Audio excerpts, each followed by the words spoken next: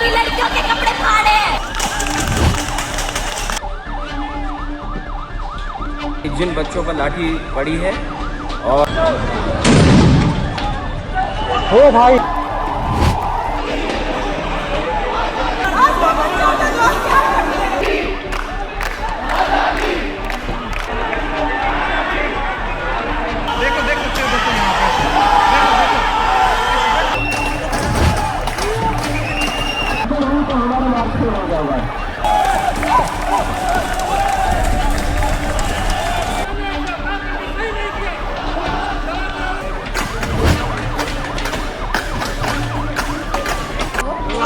एक 16 साल के बच्चे का आप लोग देख सकते हैं क्या हालत किया गया। यह हालत किसने किया? पुलिस वालों ने। कहते हैं लोकतंत्र की सबसे बड़ी ताकत जनता की आवाज होती है, लेकिन जब वही आवाज बैरिकेड्स के पीछे खड़ी हो जाए तब सवाल सिर्फ एक नहीं रहता, सवाल पूरे लोकतंत्र पर उठने लगते हैं। आज दिल्ली का जंतर मंतर फिर इतिहास लिख रहा था। सुबह से राजधानी का माहौल बदला सा। जनपद, राजीव चौक, पटेल चौक और मंडी हाउस मेट्रो स्टेशन बंद कर दिए गए थे। सड़कों पर पुलिस की भारी तैनाती थी, हर आने जाने वाले पर निगाह रखी जा रही थी। लेकिन इन सबके बावजूद हजारों छात्र, युवा और आम लोग जंतर मंतर पहुंच रहे थे। कोई हरियाणा से था, कोई राजस्थान से था, कोई बिहार से तो कोई उत्तर प्रदेश से। हर किसी के पास अपना सफर था, अपनी कहानी थी और अपने सपनों का बोझ था। किसी ने कहा 2 साल से तैयारी कर रहा हूँ, किसी ने कहा घर वालों ने खेत बेचकर पढ़ाया है, तो किसी ने सिर्फ इतना कहा अब पीछे लौटने का रास्ता नहीं बचा। भीड़ बढ़ती गई, नारे तेज होते गए, लेकिन सबसे ज़्यादा गूंज रहा था एक नारा, गोदी मीडिया जवाब दो। प्रदर्शनकारियों का आरोप था कि उनकी आवाज़ देश तक नहीं पहुंचाई जा रही थी। जंतर मंतर पर विरोध का हर तरीका अलग अलग था। कोई संविधान पढ़ रहा था, कोई तिरंगा लहरा रहा था, कोई जमीन पर बैठकर शांतिपूर्वक प्रदर्शन कर रहा था, तो कोई अपने हाथों में पोस्टर लिए सिर्फ सरकार पर अपनी बात रखना चाह रहा था। कुछ देर के लिए ऐसा लग रहा था शायद आज बातचीत होगी, शायद आज कोई समाधान निकलेगा, शायद आज सरकार सुन लेगी। लेकिन फिर माहौल बदलने लगा। भीड़ आगे बढ़ी, पुलिस ने रोकने की कोशिश की, धक्का मुक्की शुरू हुई और फिर कुछ ही पलों में पूरा दृश्य बदल गया। प्रदर्शनकारियों का आरोप है कि पुलिस ने लाठीचार्ज किया, कई लोगों को सड़क पर घसीटा गया, कुछ लोग बेहोश हो गए, कुछ महिलाओं और छात्रों ने अभद्र व्यवहार के आरोप भी लगाए। इन आरोपों की स्वतंत्र पुष्टि नहीं हुई है, लेकिन घटनास्थल के सामने आए कई वीडियो और प्रत्यक्षदर्शियों के बयान इस पूरे घटनाक्रम को लेकर गंभीर सवाल खड़े करते हैं। इस दौरान कई पुलिसकर्मी भी घायल हुए, यानी टकराव में दोनों पक्षों का नुकसान हुआ। लेकिन सबसे बड़ा सवाल उस समय उठा जब लोगों ने दावा किया कि कार्रवाई कर रहे कई जवान सिविल ड्रेस में थे और कई पुलिसकर्मियों की नेम प्लेट दिखाई नहीं दे रही थी। यदि ऐसा था तो आखिर पहचान कैसे होती कि कार्रवाई कौन कर रहा है? यह सवाल अब भी जवाब मांग रहा है। इस बीच सीजेपी यानी कॉकरोच जनता पार्टी के कई कार्यकर्ताओं को हिरासत में ले लिया गया, कुछ को बसों में बैठाकर अलग अलग थानों की ओर ले जाया गया। जंतर मंतर धीरे धीरे खाली होने लगा, लेकिन आंदोलन खत्म नहीं हुआ। शाम होते होते सरकार और प्रदर्शनकारियों के बीच बातचीत का रास्ता खुला। सीजेपी की ओर से 2 प्रतिनिधि सौरभ दास और आशुतोष राका भारतीय जनता पार्टी के स्वास्थ्य मंत्री जेपी नड्डा से मिलने पहुंचे। कमरे में बातचीत हुई, बाहर हजारों निगाहें उसी दरवाजे पर टिकी थी। हर किसी को इंतजार था क्या कोई रास्ता निकलेगा। बैठक में 3 बड़ी मांगें रखी गई।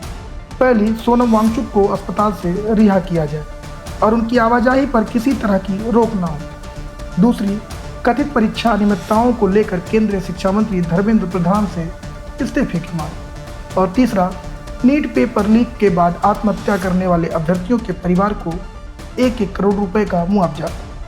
बैठक खत्म हुई, लोग बाहर आए, लेकिन कोई बड़ा ऐलान नहीं हुआ। अब सवाल पहले से बड़ा हो चुका है। क्या सरकार इन मांगों पर फैसला लेगी? क्या आंदोलन यहीं खत्म होगा या आने वाले दिनों में यह पूरे देश में एक और बड़ा रूप लेगा? इतिहास गवाह है, हर बड़ा आंदोलन एक सवाल से शुरू हुआ था। कुछ आंदोलन ने कानून बदल दिए, कुछ ने सरकारें बदल दी और कुछ सिर्फ इतिहास की किताबों में दर्ज होकर रह गए। अब जंतर मंतर का यह आंदोलन किस दिशा में जाएगा, यह आने वाला वक्त तय करेगा। लेकिन एक बात तय है, आज दिल्ली ने सिर्फ एक प्रदर्शन नहीं देखा, आज दिल्ली ने उम्मीद, गुस्सा, संघर्ष और लोकतंत्र की सबसे कठिन परीक्षा को एक साथ देखा है। कैमरे पर जो दिखाई देता है, कहानी सिर्फ उतनी नहीं होती, क्योंकि हर भीड़ के पीछे हजारों अधूरे सपने होते हैं और हर नारे के पीछे किसी की पूरी जिंदगी छिपी होती है। ऐसे ही तमाम खबरों के लिए देखते रहे महातंत्र दिल्ली जंतर मंतर। हम लोग 8 बजे से आए हुए थे। हम लोग स्टार्टिंग से वहाँ से पहले इधर से जंतर मंतर से होम मिनिस्ट्री तक घुमा रहे, इधर उधर गोल गोल घुमा रहे पूरा। हम लोग ने कैसे कैसे वहाँ पे पूरा बैरिकेड्स लगा के रखे हुए हैं, जाने नहीं दे रहे हैं। हम लोग एग्जिट ढूंढ रहे थे कि हम लोग एग्जिट से निकल जाते हैं, क्योंकि हमारे घर से भी फोन आ रहे थे। हम लोग भी कितना रिस्क लेकर के आए हुए हैं। जैसे ही हम लोग एग्जिट ढूंढ रहे थे ना, वहाँ पे पूरा लाठी चार्ज होने लगा, एकदम एक तरफ से मार रहे हैं, पूरा देख नहीं रहे कि किधर लग रहा है। बच्चों को, छोटे छोटे स्कूल के बच्चे आए हुए थे, उनका सिर फट रहा है, पैर तोड़ रहे हैं। और फिर हम पूछ रहे हैं डॉक्टर किधर है, तो कह रहे कि उधर आगे जाओ। पहले मार रहे फिर बता रहे आगे है डॉक्टर, उधर जाओ। किसी को वोट नहीं देंगे, कोई यहाँ पे वोट के लायक नहीं है। हम पीसफुली, हम कुछ नहीं कह रहे हैं। हमें जो पुलिस वाले बैरिकेड को धक्का दे रहे हैं, यहाँ पे मारा है, कमर पे मारा है, ये कोई बात होती है? हम भी मारे इनको, हम मारेंगे, लाठी चार्ज करेंगे, ये करेंगे, बैठाएंगे, एम्बुलेंस पे जाओ। इसके लिए एम्बुलेंस पे जाओ। हम रेप के खिलाफ लड़ते हैं, इन लोगों ने खुद अभी लड़कियों के कपड़े फाड़े हैं। हाँ, ये लोग लड़ेंगे क्या हमारे खिलाफ? सोनम जी को पकड़ा, सोनम जी को उन्होंने पकड़ा, जो क्रिमिनल्स है उनको नहीं पकड़ते इतनी जल्दी। वो सारे भूखे हैं, उनके लिए आवाज नहीं उठा रहे। आज हम मार्च करने आ गए तो ये लोग आवाज उठाएंगे। इन्होंने कपड़े फाड़े हैं, मार रहे हैं वो पुलिस वाले ये जल्लाद है। ये इस तरीके से करेंगे, क्या करें? हम सेफ्टी दे रहे हैं, कैसी सेफ्टी दे रहे हो आप लोग? मार की सेफ्टी हमारे लिए लड़ रहे हैं ये लोग। कह रहे हैं हम तुम्हारे लिए लड़ रहे हैं। हंसी आ रही है इन लोगों को। अभी मैम कहेंगे बोली ताबीज, हमें नहीं समझ ये क्या बोल के गई है। एम्बुलेंस में जाओ, इसके लिए एम्बुलेंस में जाऊंगी मैं। बताओ, ये सिविल गवर्नमेंट है, इन लोगों को मार।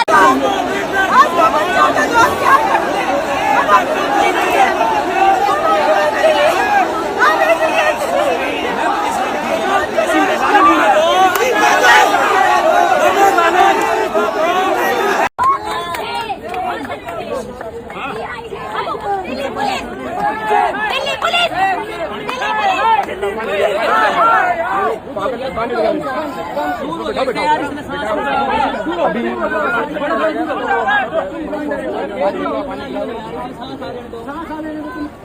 पीछे हो थोड़ा।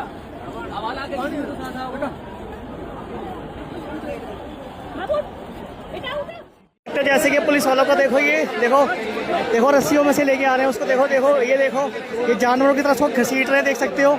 ये देखो, ये पुलिस का रवैया देख सकते हो, आप देख सकते हो लोगों के प्रति। ये देखो कैसे लेके जा रहे हैं इसको।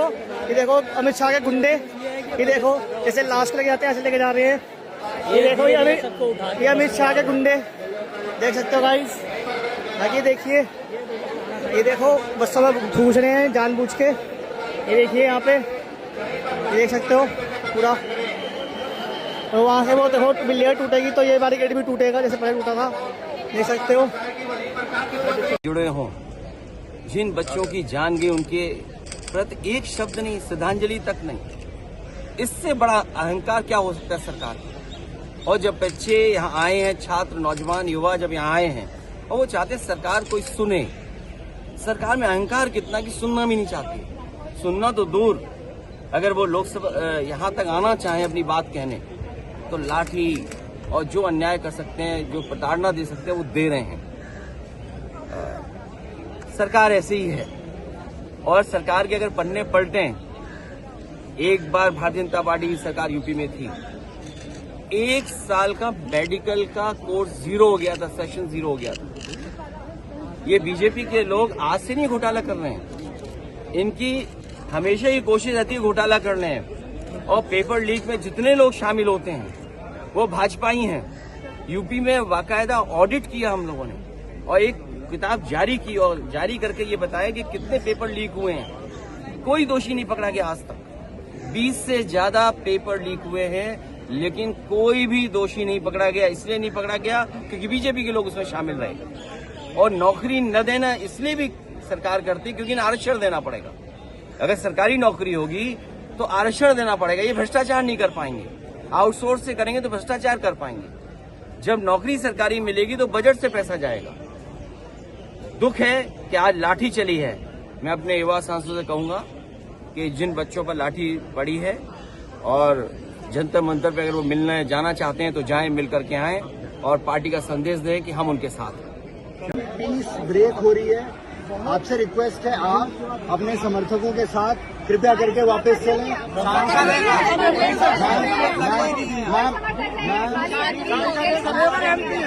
जिम्मेदारी सरकार होते हुए आप क्यों नहीं रिजाइन करा रहे? आपका कहाँ का अहंकार का दबाव है?